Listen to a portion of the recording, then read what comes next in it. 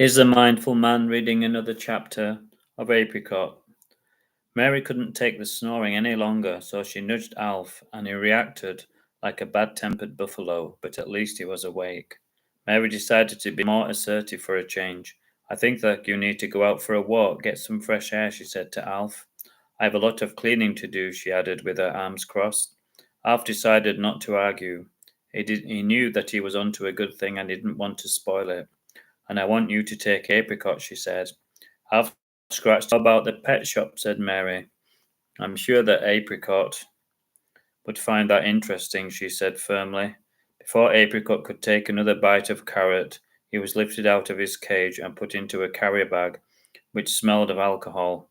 Apricot wasn't happy. The only protest that he could make was a little squeaking sound, but it didn't stop Alf. They bobbed along with Alf moaning, but his mood improved when he got on the local bus, and so did Apricot's.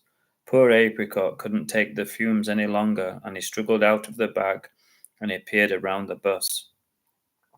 There was a funny load of characters, he thought. An old lady was looking out of the window, staring at the rain. She looked very sad until she noticed Apricot, and then her face lit up like a child's at Christmas. Apricot loved to make people smile. One boy was so engrossed with picking his nose that he didn't notice Apricot at all. That was his loss. Alf's mood improved. He was glad to be dry, and he knew he had to stay in Mary's good books. The last thing he wanted was to spend another night out in the wind and rain. Finally, they arrived at the pet shop, and it opened up a whole new world for Apricot. He'd seen cats and rabbits before, but never snakes. They looked so frightening with their forked tongues sticking out and hissing at every passer-by. They didn't look like they could ever be kind if they tried, thought poor Apricot.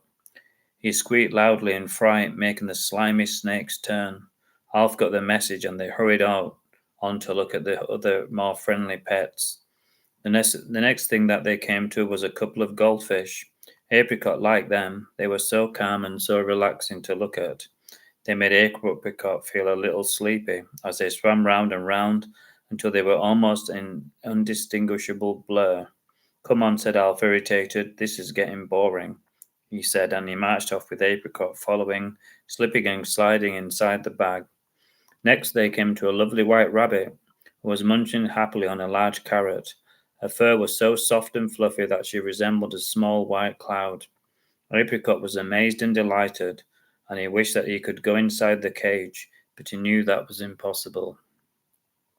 Long ago he had learnt that people loved keeping animals in cages for their own enjoyment. It made Apricot sad and angry at the same time. Humans are so cruel, he thought sadly, and he wished that it was people in cages for a change and not animals, who were mostly innocent and who just wanted people to love them. The rabbit stopped munching and she looked up at Apricot, with its eyes sparkling like green sapphires with curiosity. Apricot looked back and he blinked quickly. 1, 2, 3. It was his way of saying hello. The rabbit stared at Apricot and then he winked 3 times back at the rabbit. Apricot smiled his cute smile, but Alf didn't notice. He was too busy rummaging in his pockets for a cigarette. The next thing that they came across was a big surprise. It was another guinea pig, but she wasn't a golden apricot colour. She was dark brown and almost suede-like in appearance. Apricot was overjoyed. He squeaked and squeaked with excitement, and he pressed his cute nose up to the glass. The owner of the pet shop could tell that they were showing interest, and he came over, smiling broadly, and he began to tell them about Star, the brown, fuzzy-looking guinea pig, about how kind she was and how she was never any trouble. How much trouble can a guinea pig cause? Thought Alf, amused.